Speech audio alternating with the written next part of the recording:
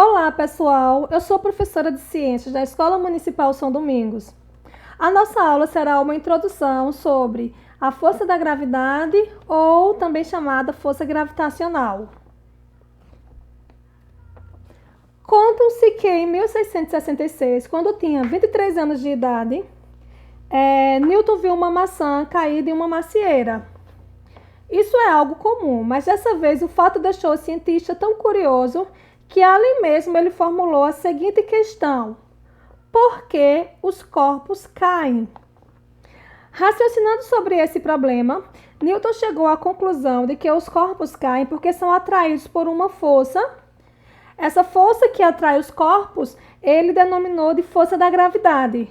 Ou seja, a Terra atrai os corpos que se encontram próximo a ela.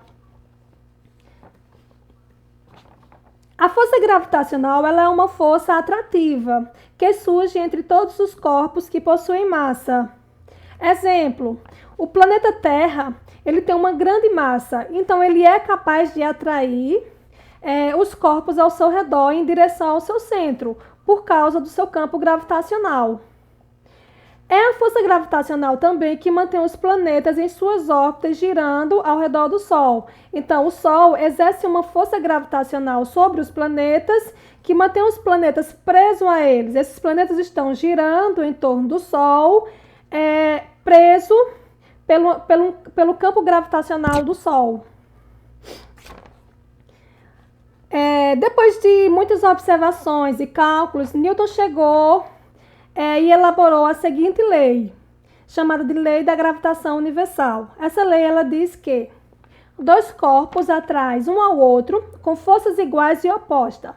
A intensidade da força de atração gravitacional entre dois corpos celestes é diretamente proporcional ao produto de massas e inversamente proporcional ao quadrado da distância que os separam.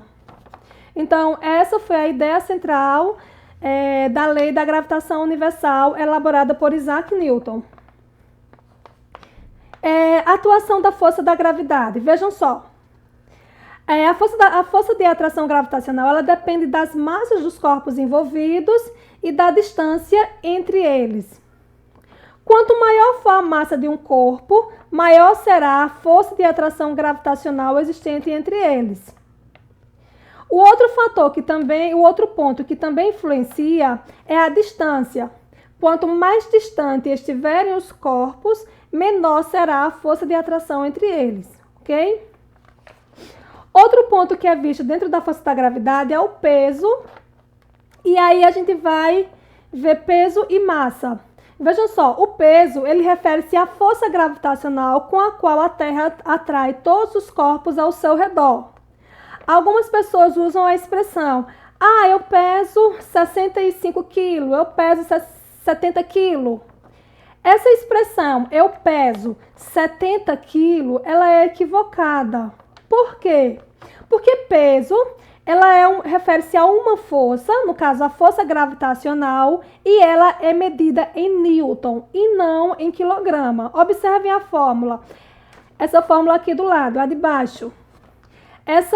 Esse peso de um corpo. O peso de um corpo, ele é igual a massa vezes a gravidade. A massa ela é dada em quilograma, mas o peso ele é dado em Newton. Então, aquela expressão, eu peso 62 quilos, é uma expressão equivocada. O correto seria, a minha massa corporal é 62 quilos. Eu tenho uma massa de 62 quilos. O correto seria essa a afirmação. Então, a massa é uma quantidade de matéria contida em um corpo e geralmente é medida em grama ou quilograma. Aí uma observação importante, olha, a massa de uma pessoa ela é a mesma em qualquer lugar. O que pode mudar é o peso. Se o seu peso aqui na Terra equivale a 62 newton, na Lua, esse peso será 6 vezes menor, porque a gravidade na Lua ela é 6 vezes menor do que a gravidade na Terra. O peso é que muda de acordo com a gravidade, tá certo, pessoal? Outro fator que é visto dentro da força da gravidade são a influência da gravidade sobre as marés. Olha, A maré, ela é um dos fenômenos naturais mais conhecidos. Esse fenômeno ocorre em razão do movimento periódico de subida e descida do nível da água, produzindo dessa maneira as chamadas marés altas e marés baixas. Observem aqui, ondas fortes, aqui é a maré alta e aqui a outra figura, a maré seca, em um mesmo lugar. Em um mesmo lugar a gente tem uma imagem de uma maré alta e uma maré baixa. Então, por que ocorre esse movimento nas marés? Por que a água do oceano ela se movimenta tanto?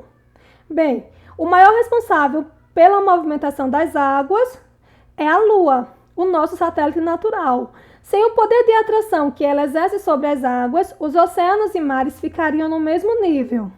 Então, se a Lua encontra-se próxima de uma região do planeta, naquela região em que ela está próxima, a maré vai estar mais alta, porque a Lua ela exerce uma força de atração sobre o planeta, e como o planeta ele é coberto na sua maioria por água, a água ela é maleável, então a água ela se movimenta em direção à Lua, ela vai ser atraída pela Lua. Quando a Lua passa por essa região e ela migra para outra região, a maré começa, naquela região que estava alta, a maré começa a baixar, e a outra região que provavelmente estava com a maré baixa é que a maré começa a ficar cheia, de acordo com a posição da Lua no planeta. Observem aqui, olhem. Esse círculo aqui ao redor da Terra, ele reflete um pouco o movimento das marés. Então aqui a gente tem a Lua. Então a Lua ela exerce uma força gravitacional sobre a Terra, e a região em que a Lua estiver passando sobre o planeta Terra, já que a Lua ela gira em torno da Terra, onde a Lua estiver passando no planeta, a maré vai estar alta. Entenderam? As outras regiões, as marés estão baixas, e na região oposta à Lua, a maré também estará alta, certo, pessoal? O Sol ele também possui um poder de atração. No entanto, a influência da Lua ela é sentida de maneira mais forte. Por quê? Embora o Sol apresente uma massa muito superior à Lua,